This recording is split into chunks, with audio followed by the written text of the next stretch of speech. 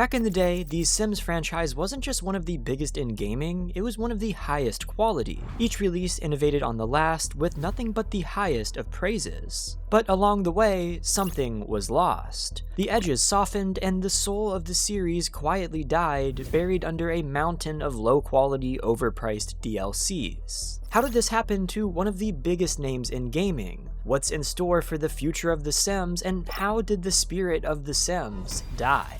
The story of The Sims begins all the way back in 1984, but I'm not here to waste your time, so let's get to the point. A guy named Will Wright co-founded a company in 1987 to publish his experimental game called SimCity. He saw major success with the first game, leading to a sequel in 1993. His company, Maxis, saw the potential of simulation games and went on to publish a lot of stuff that you've likely never heard of: SimEarth, SimAnt, SimLife, SimFarm, and SimTower. Oh, and SimIsle, SimHealth, SimCopter, I could keep going. All of these experimental projects weren't leading to any real successes, and Maxis started to struggle financially. But all of these random games focused on simulating various aspects of complex systems, combined with Wright's interests in reading books on architecture, urban design, and shopping behavior, would lead to his greatest idea yet. One that would go on to revolutionize the entire gaming industry. I'm sure you can guess what happened next. Wrong. Wright excitedly pitched the idea of The Sims to a focus group in 1993. But to his surprise, they absolutely hated the idea. Within Maxis, the game received quite a few derogatory nicknames, such as the Toilet Game and Dollhouse Game. Many thought it was ridiculous that you could do meaningless tasks like cleaning bathrooms. Nobody thought it would be fun, and it definitely doesn't help that Wright originally pitched the game as a game where you're playing with a dollhouse. Higher-ups were seriously unimpressed with the comparison, which made them think that it would only appeal to girls. And as we all know, girls don't play video games. The Sims was a joke, and nobody would ever take it seriously. But while they had neglected their golden goose, Maxis' troubles had finally caught up to them. After years of constant flops and low-quality products, the company was on the verge of bankruptcy, until EA came in with a generous offer to buy the company in 1997 for $125 million. In a weird twist, EA actually saved Maxis from itself and got it under new management that knew how to do their jobs. They led the charge to turn SimCity 3000 into one of the most beloved and successful entries of the franchise, and they were even willing to listen to Will Wright about his new simulation game idea. Not because they loved the game, but because they saw the dollar signs flowing in with all of the potential expansions that they could sell for it. Like this one, where you can put clothes on your cats and dogs, where you need to buy the Cats and Dogs DLC in order to actually use it. Or this one that adds vacuums for $5. This is the current state of The Sims, and I can't wait to dive into that, but let's stick to the story here. EA greenlit The Sims, and work had officially begun on one of the most iconic gaming franchises of all time. But making a game with the goal of simulating an entire world is no small task, and there were quite a few obstacles that Wright and the team needed to figure out. First, it was clear that the game needed a degree of realism, but not so much that it became uncanny or impossible to simulate. It was also important that Sims had some autonomy, but not so much that the game could just play itself. A balance had to be found between keeping things unpredictable while still requiring the player to care for their virtual toddlers. And of course, hundreds of scenarios had to be anticipated, adding even further to the complexity of the game. For example, if a tired Sim can't access a bed because they're stuck, then they need to be able to fall asleep sitting. Or if two Sims have a conflict, they should be able to argue, apologize, or simply avoid each other depending on their personalities. All of this wasn't exactly easy, and compromises would have to be made, but by the time February 4th, 2000 rolled around, The Sims had finally released, and, well, people loved it. The game was praised for its brilliant innovation, and it sold over 11 million copies, making it more successful than every SimCity game combined. It was a novel concept, and being able to play in a sandbox that you could create yourself was absolutely unprecedented at the time. It had no true objectives apart from make Sim not die, and honestly, that part wasn't even required.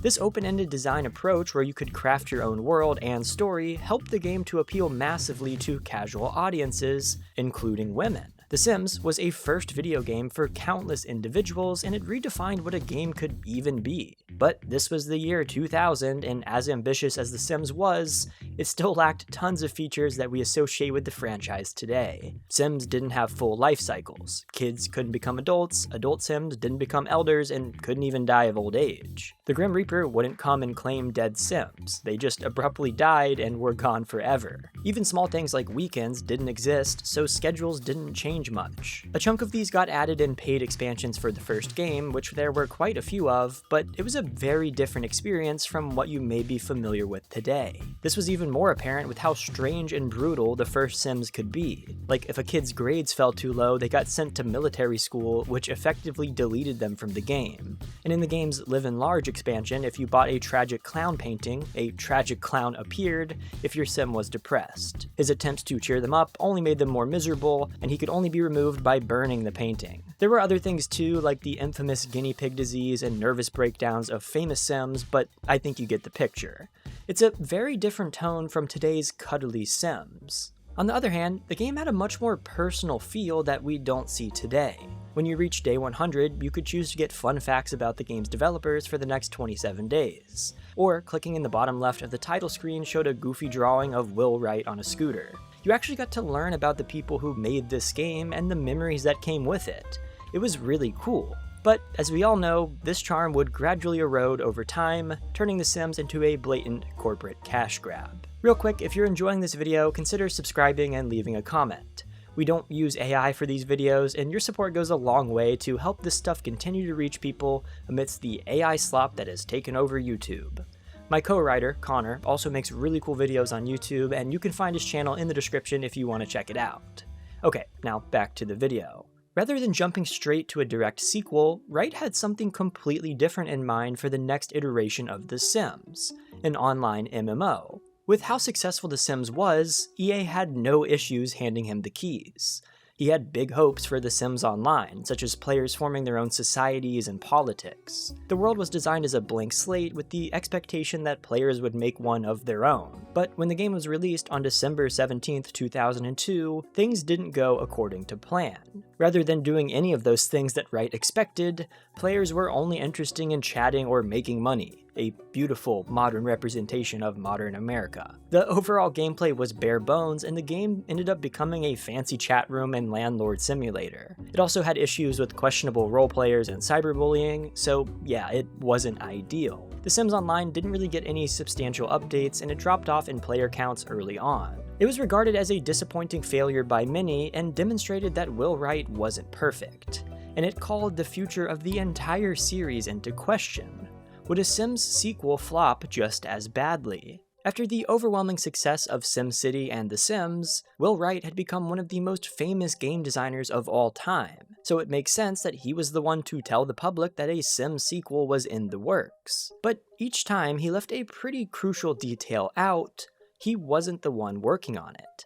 Instead, he was busy with the project called Sim Everything, or as it would later become, Spore, which I also have a video on that will be linked in the description. Even without Wright personally leading the charge, The Sims 2 had a lot of innovative ideas that could really take the game to the next level if done correctly. And it would be in 3D, something extremely ambitious for a game that was already ahead of its time. It would build upon the foundation in the first game, add a bunch of new complex systems, and require over 11,000 animations and 40,000 voice samples to flesh everything out. The team's effort paid off on September 14, 2004, when The Sims 2 entered the hands of the masses. The new additions were breathtaking, with just about everything you could expect in a sequel and more. The biggest feature was of course full Sim life cycles with 6 different stages based on their age. Kids now took after their parents with a genetic system, Sims now had long-term aspirations to achieve, and short-term wants and fears on top of that. When Sims died, they now stuck around as ghosts, so they were never truly lost and could cause some fun havoc. Careers had unique rewards for sticking with them long enough, and the lore of the pre-existing families was expanded. Sims even had a bit of a memory now. It was a lot, and it still maintained a fair bit of the first game's edge, making it the perfect sequel. So, of course, The Sims 2 was a massive hit with near-perfect reviews, and 6 million copies sold. It was only about half the first game's sales, but it was still good enough to make it a best-selling PC game. So it only made sense that it got a bunch of expansions.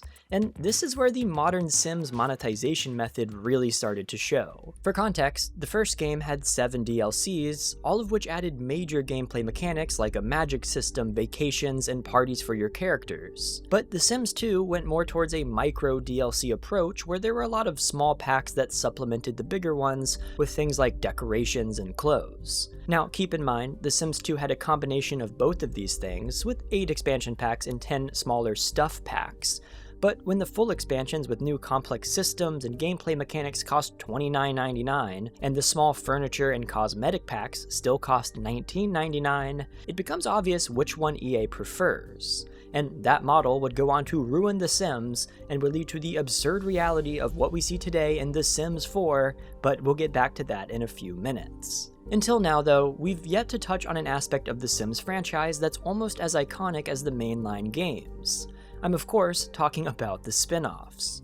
There were actually tons of them, with some good and some bad. You'd have a radically different view of the franchise if these were all that you played. The Sims Bustin' Out was the first ever Sims spin-off in 2003, and it was an attempt to appeal to console gamers instead of the typical PC audience that the game had been focused on. Bustin' Out's core gimmick was the ability for your Sims to go to new locations, hence the weird title. It was pretty much just an expansion of the Get a Life mode from the first game's console port, and most people probably don't know about it even today. But it was quite successful at the time, and it has a cult-like following. Sales figures aren't publicly available, but based on the conversations on Reddit and the review scores on Metacritic, it does seem like people really liked it. But it didn't stick the way that the mainline series did, and it would be pushed under the radar by other spin-offs in the Sims series, like the one that you probably do know about, Herbs. The Herbs, Sims in the City, released on November 5th, 2004. The game revolved around completing tasks for rep and was more of a linear adventure where you had to raise stats and gain reputation to progress. As part of the gimmick this time, it featured the Black Eyed Peas very heavily in the plot and in the soundtrack, and while it was a banger of a game in my biased minority opinion, it didn't catch on the same way as the main series and it never got a sequel. If you ever played The Herbs, let me know in the comments. The Sims 2 Castaway released next on October 23, 2007. This one shook things up by mixing Sims gameplay with a survival-themed experience. You created a bunch of Sims and then washed up on a shore alone. You had to take care of your Sims while exploring the island, gathering resources, and crafting. You could access extra islands with new resources by creating rafts, hang gliders, or learning new skills. That's where the other Sims that you created could be found, expanding your roster beyond the main character. There was even a secret llama island to discover. It was a cool game and very innovative for the time, and it's weird that I never even knew about it until now. There were also smaller spin-offs like the Sims Stories games, which were designed to run on lower-end computers. They were shorter and very weird, spanning across life stories, pet stories, and castaway stories. And then, the greatest spin-off of them all arrived with My Sims, which sort of became its own little series that existed alongside the mainline Sims games, with new entries every few years. Each My Sims entry was released only on the DS and Wii, and it was marketed heavily towards kids with cartoony, stylized aesthetics, motion controls, and mini-games galore. Unlike normal Sims entries, they had a recurring cast of characters in them and had wildly different gameplay between entries. Each had a linear story that you progressed through, so you always had someone telling you what to do, and it was very clear that My Sims was targeting a different audience entirely. Critically, these titles were always mixed, but game critics aren't the people to talk to when asking for opinions about kids' games. Just saying, I played the Madagascar game on PS2 for like 100 hours when I was a kid, and I didn't even understand the concept of saving your game, so I would just restart my entire playthrough every time I loaded the game. And the critics didn't love that one, but I did. Overall, it wasn't a revolutionary series, but it set out to appeal to kids and succeeded in that. It didn't exactly set its ambitions very high though, and it failed to garner a bigger audience, which is probably part of why the sister series vanished after Sky Heroes. So we got a little sidetracked here, but at this point in the story we have the Herbs, we have My Sims, and we have a bunch of other ports and spin-offs. But spin-offs and expansions could only do so much for fans of the main series. A new mainline sequel was due, and this 7th generation of consoles seemed like the perfect time to make it happen. But, well, details about a potential sequel were scarce, and the communication that was previously done through devlogs had transitioned into polished, corporatized game trailers that lacked the personal touch found in the development documentation of the first two titles. This sounds minor, but combined with the massive quantity of spin-offs, it was clear that the passion and creativity that built The Sims was being pushed aside for a more corporate approach. An approach that would eventually kill the spirit of The Sims. But that didn't matter because when The Sims 3 came out on June 2nd, 2009, it was pretty awesome. The biggest change in this new release was how neighborhoods seamlessly loaded and existed in one map. It was an impressive technical feat that made the game feel much more like a living, breathing world without constant loading screens breaking immersion. To add to this, you could toggle a setting to allow other families to change without player input.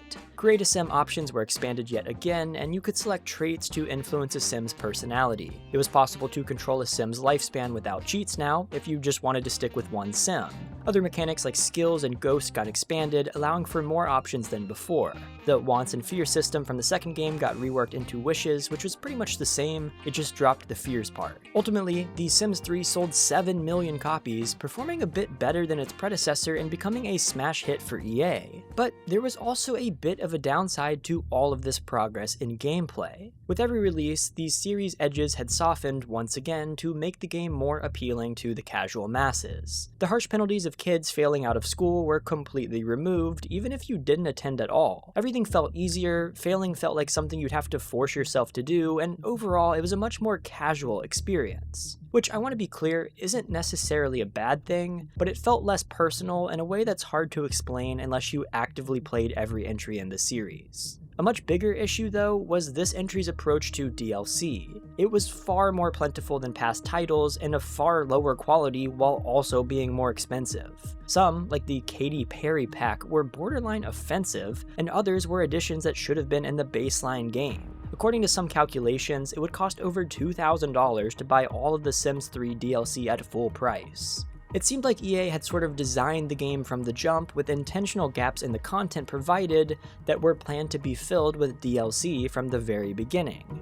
A design philosophy that I absolutely hate, and one that would go on to make EA a lot of money and simultaneously lead to the complete disinterest in making a 5th Sims game. Because of this new profitable business model, the weird, quirky Sims spin-offs had been silently abandoned. In 2011, The Sims 3 Medieval was released, but it was pretty flawed. It tried forcing RPG mechanics into The Sims gameplay, which didn't really work in practice. And this was the last full-release, non-mobile Sims spin-off. There was work being done on a project called Sims Olympus in 2008, a planned sequel to The Sims Online, which got shut down that same year.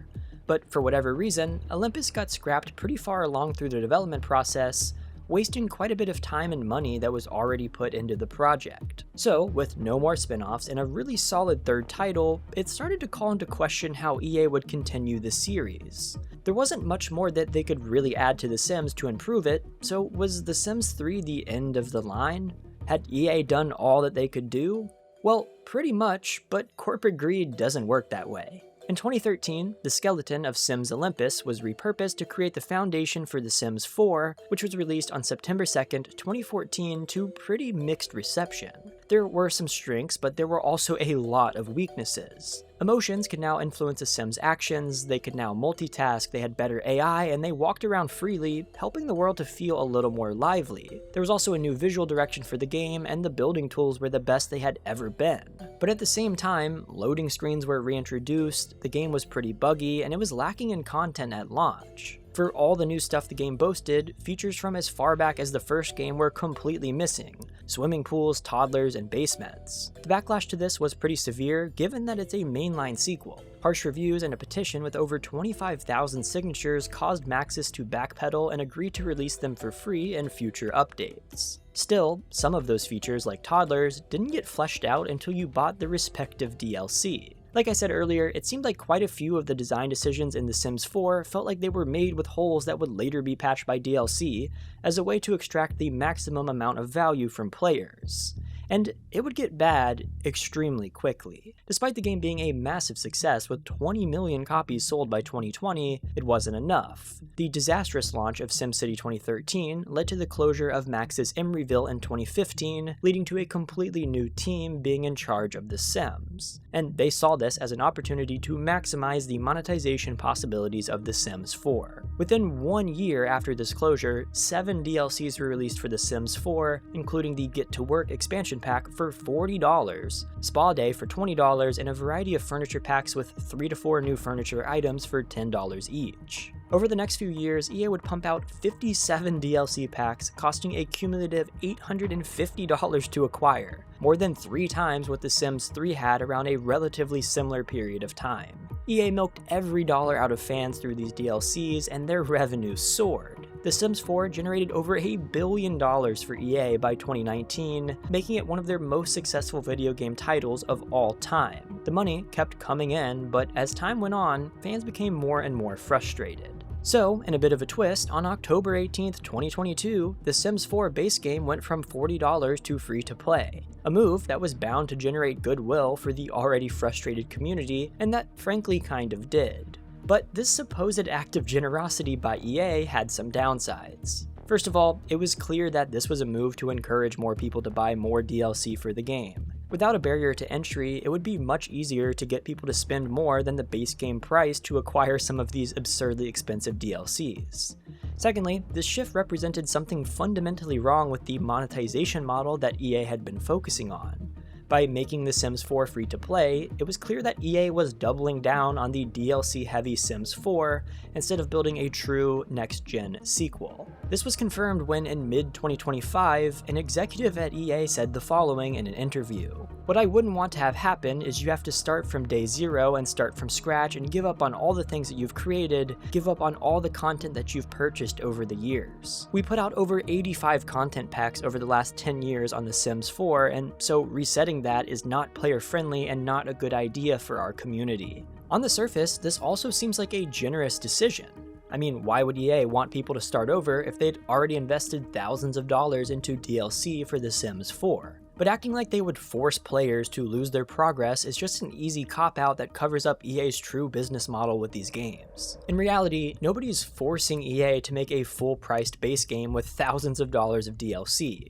This is something that they've been working on very intentionally over the last decade, something that they've started with The Sims 3. By the time The Sims 4 released, there were already over $1,000 worth of DLC for the third game, and it didn't stop them back then. The real issue beneath all of this comes from the fact that the gaming landscape has changed since 2013, and EA can't get away with this questionable business model anymore, and that the games as a service model is the most profitable way to do it in 2025. If they brand it differently, however, avoiding any references to a Sims 4 sequel and pretending that the next entry is a new, fresh take on the aging Sims formula, players can't be outraged. A free-to-play model with strong microtransactions and a rotating catalog of limited-time content is a much less questionable, and more importantly, much more profitable endeavor, which is exactly what they're working on with their new project called Project Renee. The psychology of spending $5 here and $10 there on virtual currency purchases is much different than hashing out $30 and $40 at a time for DLC drops. With 85 million registered players and an estimated $462 million in annual revenue, average revenue per user is likely under $10 per year, a terrible conversion rate that leaves enormous amounts of money on the table for EA. By contrast, free-to-play games with virtual currencies often achieve $20 to $40 average revenue per user numbers annually, with paying users, which account for between 2 and 5% of the base, spending between $30 and $80 each. Fortnite's average spend per paying player hit close to $100 recently, while The Sims Mobile generated $15 million in microtransactions in just 4 months. So with some simple math and well-documented consumer behavior research, it becomes clear that by switching The Sims to a games-as-a-service model, EA could triple or quadruple per-player revenue while feeling less exploitative psychologically than $40 DLC packs. And this is why I don't believe EA's protecting your investment rhetoric. The claim that players would lose thousands of dollars of content is simply a straw man argument. EA could just make the next game backwards compatible with saves where all of your previous stuff is still owned if they really wanted to. I don't think EA is protecting player interest because they've never cared about player interests.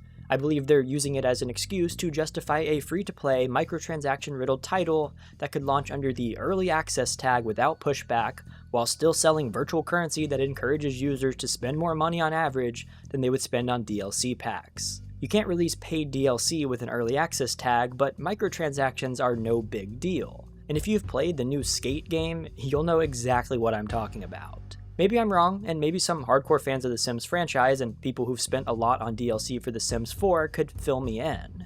Do you agree? Do you have any thoughts on all of this, or do you feel like I'm missing something?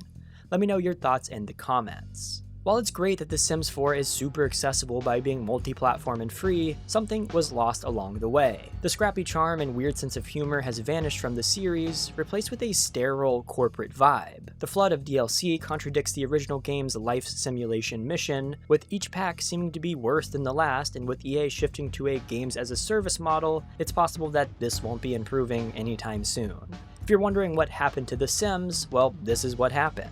You may think it's good, you may think it's bad, but this is the reality of the current state of The Sims. Are you optimistic for the future, nostalgic about the past, skeptical? Let me know what you think in the comments. This was a lot of work to write and edit, and the video as a whole has taken me over 40 hours to get out. All of my videos take a lot of time and effort, and I often get antsy sitting around at my computer for such a long period of time. My back hurts, and I get a stiff neck from my questionable posture at times, but this time it was much better thanks to FlexiSpot and their C7 Max chair and E7 standing desk. This chair is the most comfortable chair I've ever used. It has a 3D adjustable headrest that keeps your posture how it should be, a backrest that can be adjusted to your height, and even ergonomic lumbar support so that your back doesn't hurt from the burden of spending $1,300 on all of the Sims 4 DLCs. If you work from home or game a lot, I promise that it will upgrade your setup and make it so much more enjoyable. The memory foam seat cushions allow for up to 12 hours of sitting without getting uncomfortable,